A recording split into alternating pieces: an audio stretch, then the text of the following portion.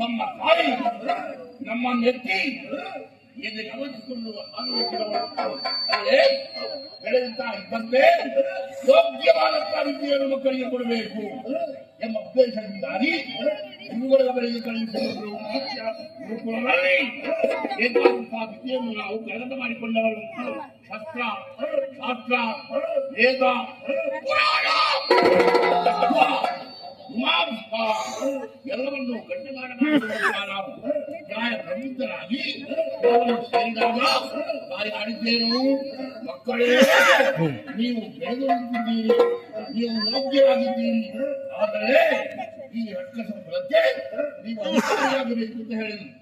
ಪಟ್ಟಾಭಿಷೇಕವಾಯಿತು. ಹಿರಿಯವರು ಸುಮ್ಮಾಸುರ ಒಳ್ಳೆಯದಾಗಿ ಬೆಳೀತಾ ಇದ್ದೇನೆ. ನೀನು ಹೊರ ಹುಟ್ಟಿದವ ಯುವರಾಜರಾಗಿದ್ದೀರಿ. ನಮ್ಮ ನಾವು ಮಾಡಿದ ಸಾಧನೆ ನಮ್ಮ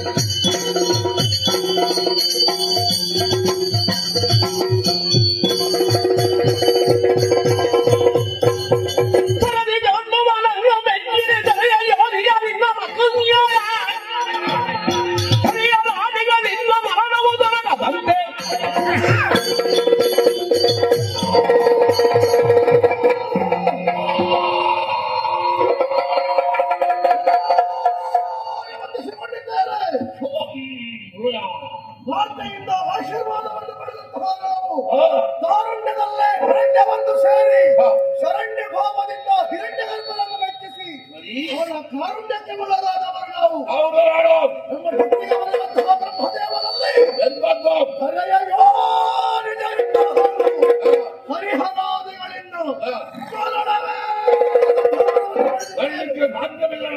ಒಂದು ವೇಳೆ ಮರಣ ಬರುವುದೇ ಹೌದು ಅಂತಾದ್ರೆ ಜೀವಕೋಶ ಸಮುದಾಯದಿಂದ ಮಾತ್ರ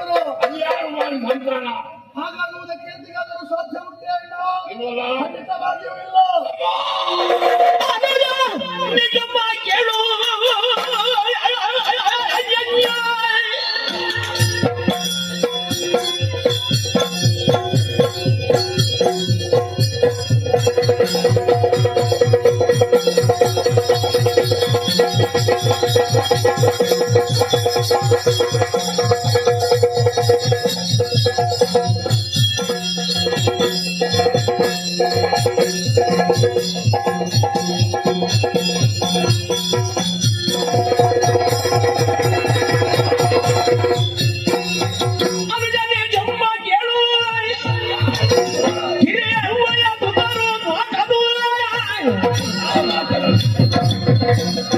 ನಿಮ್ಮನ್ನು ಮಾಡುವ ದರದಲ್ಲಿ ಅವರವೆಂಬುದು ನಾವು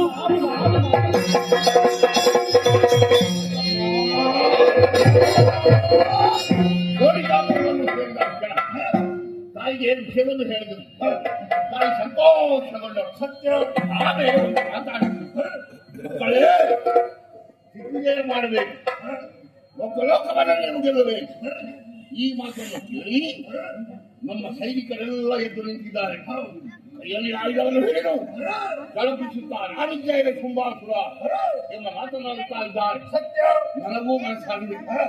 ಮೊದಲಾಗಿ ನಾವು ಹೆಜ್ಜೆಯಿಡಬೇಕಾದ್ದು ಭೂಮಿಗೆ ಸುತ್ತಾಡಿದ್ದೇವೆ, ಗೆದ್ದಿದ್ದೇವೆ. ಆಮೇಲೆ ಈ ನಾಗಲೋಕ ಅದನ್ನು ಗೆದ್ದಿದ್ದೇವೆ. ಇನ್ನು ಇದದ್ದು ಆ ದೇವಲೋಕ. ಹಿರಿಯಬ್ಬರ ಮಕ್ಕಳಾದಂತಹ ದೇವತೆಗಳು ಅಹಂಕಾರವನ್ನು ಬೆಳೀತಾ ಇದ್ದಾರಲ್ಲ. ಯಾವ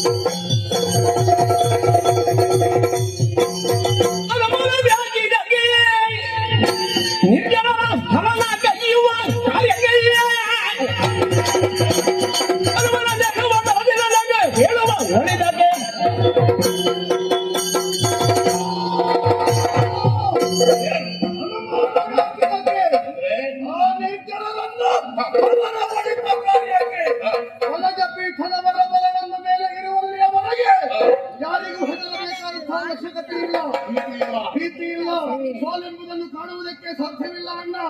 ಈ ಸಣ್ಣ ಕಾರ್ಯಕ್ಕಾಗಿ ನೀವು ಬರುವುದು ಬೇಡ. ಬರ್ತೇವೆ. ನೀನೇ ಹೋಗುವುದಲ್ಲ.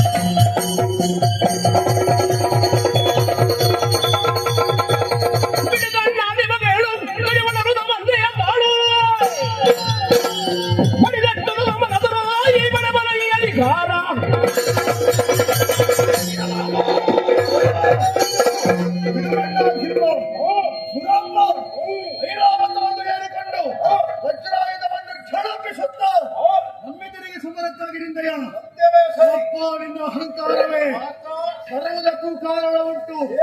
ಪಡಿದಟ್ಟುತ್ತ ಸುಮನ ಸರ ಈ ನಾಲ್ಕರ ಅಧಿಕಾರವನ್ನು ಪಡೆದೇ ತೀರ್ತೇವೆ.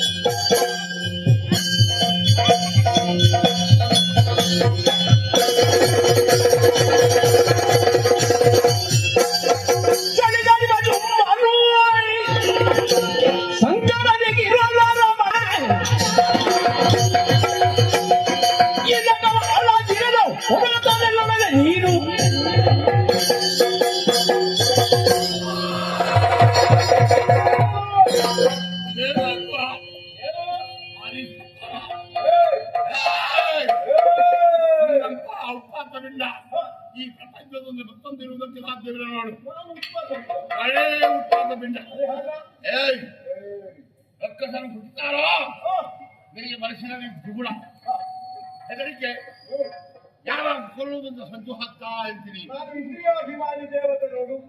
ಯಾವ ಅಭಿಮಾನಿ? ಇಂದ್ರಿಯಾಭಿಮಾನಿ ದೇವತೆ. ನೀವು ಇಂದ್ರಿಯ ಅಭಿಮಾನಿ ಅಂತ ನನಗೆ ಚೆನ್ನಾಗಿ ಗೊತ್ತು. ನಿನ್ನ ಇಂದ್ರಿಯವನ್ನು ನಿಗ್ರಹಿಸಿಕೊಳ್ಳುವುದಕ್ಕೆ ನಿನ್ನಿಂದ ಆಗುವುದಿಲ್ಲ. ಮತ್ತೆ ಅಭಿಮಾನಿ ದೇವತೆ ಏಯ್ ಇಲ್ವಾ?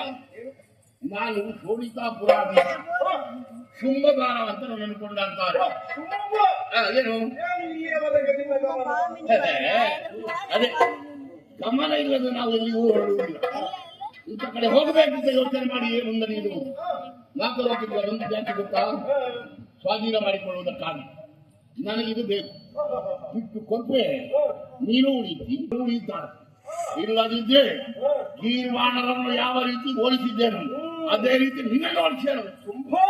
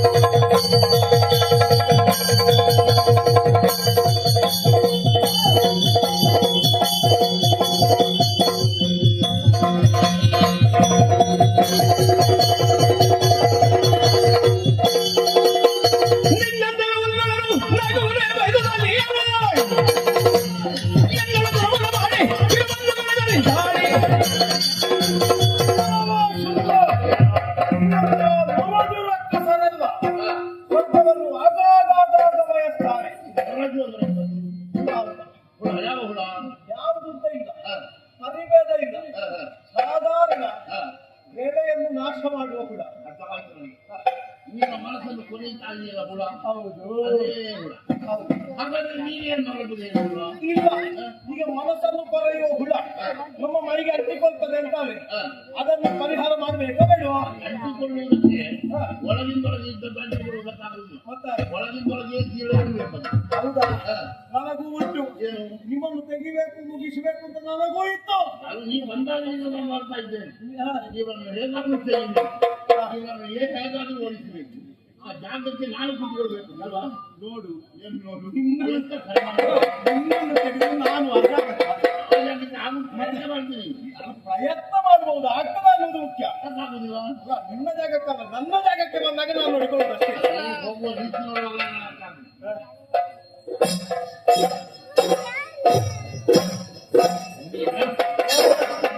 ನಿನ್ನಂತಹ ಇತರ ರಕ್ಕಸನ್ನು ಕಟ್ಟಿಕೊಂಡು ಬಂದ ಹಾಗೆ ಅಂತ ಭಾವಿಸಿದ್ಯಾ? ನನ್ನನ್ನು ವಿರೋಧಿಸಿದ್ರೆ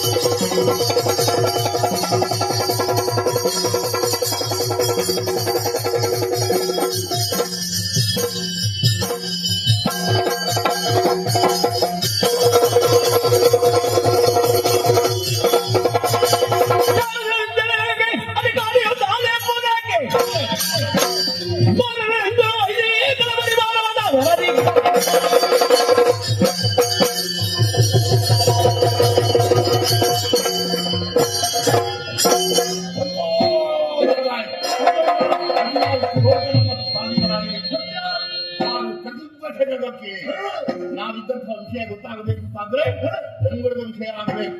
ನಂಗುಡದ ಮೂಲಕ ಎಲ್ಲ ವಿಷಯವನ್ನು ಹೇಳಬೇಕು. ನಿಮ್ಮ ಅನುಶುಂಭರು ಅಧಿಕಾರವನ್ನು ವಹಿಸಿಕೊಂಡಿದ್ದಾರೆ. ಅವರ ಮಾಧ್ಯಮತೆಯನ್ನು ನಡೆಯಬೇಕು. ಪೂಜೆ ಪುರಸ್ಕಾರ ದೇವತೆಗಳಿಗಿಲ್ಲ. ಎಲ್ಲ ರಕ್ಕಸರಿಗೆ ಅರ್ಪಣ ತರ್ಪಣ ಕುಂಭಾರ್ಪಣ ಈ ವಿಷಯ ತಿಳಿದುಕೊಳ್ಳಬೇಕು ಅಂತಾದ್ರೆ ನಂಗುಡದವರಿಗೆ ಸ್ವಲ್ಪ ಹೇಳು. ನಾವು ಸ್ವಲ್ಪ ವಿಶ್ವಾಸ